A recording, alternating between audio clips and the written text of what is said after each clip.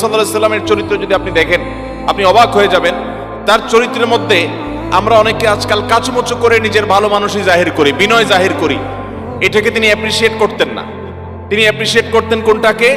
যে সার্বিকভাবে একজন মানুষ অন্য কোনো মানুষের কষ্টের কারণ হবে না, এই ব্যাপারটিতে তিনি সতর্ক থাকবেন। এর মাধ্যমে তিনি সবচেয়ে চরিত্রবান হবেন। নবী করিম সাল্লাল্লাহু আলাইহি সাল্লাম সাহাবীদের সাথে তিনি এমনভাবে মিশতেন যে সাহাবীরা প্রত্যেকে মনে করতেন নবীজি আমাকে সবচেয়ে বেশি ভালোবাসে।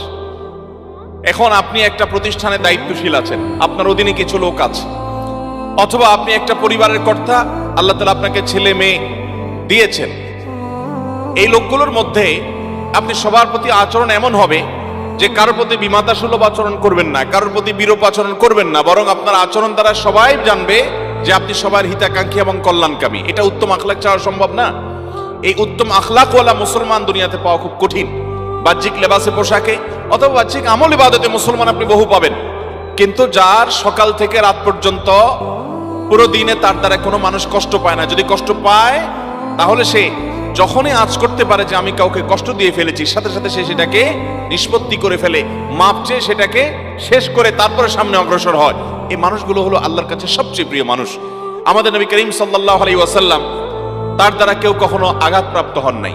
তার একাধিক স্ত্রী ছিলেন এবং উম্মুল মুমিনিন উম্মাহাতুল মুমিনিন রাদিয়াল্লাহু তাআলা আজমাইন, তাদের মধ্যে মাঝে মধ্যে টুনটান হয়েছে।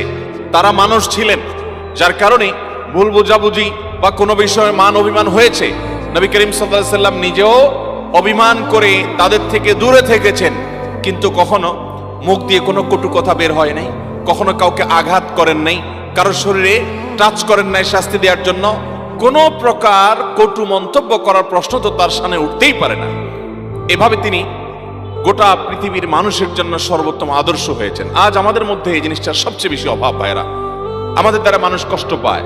কত মানুষ যে সারাদিনের মধ্যে কষ্ট পায়। আপনি একটা রিক্সায় উঠেছেন, রিক্সাওয়ালা বেচারা হয়তো কোনো ভুল করেছে, আপনি তাকে অকথ্য ভাষায় গালিগালাজ দিয়ে বসলেন, হয়তো একটু জোরে ব্রেক দিয়েছে, কষ্ট হয়ে গেছে আপনার, আপনি তাকে এমন ভাবে বকাঝকা করলেন লোকটা মনে আঘাত পেয়েছে, কিন্তু বলার কিছু সাহস পায় নাই। আপনার চেহারা ছবি দেখে সে ভয় পেয়েছে যে কোনো প্রভাবশালী মানুষ, আপনি কষ্ট দিয়ে চলে গেলেন। এরকম অহরহ আমাদের দ্বারা মানুষ কষ্ট পায় কি পায় না বলেন?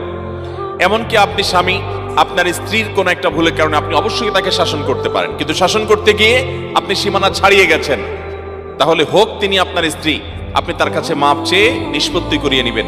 আপনার বাবা মা, তাদের কথা তো বলাই বাহুল্য, তাদের প্রতি আপনার দ্বারা যেন কোনো কারণে কোনোভাবে তাদের প্রতি যেন অবিচার না হয়, জুলুম না হয়, তারা যেন কষ্ট না পায়, সে বিষয়ে আমাদেরকে খেয়াল রাখতে হবে।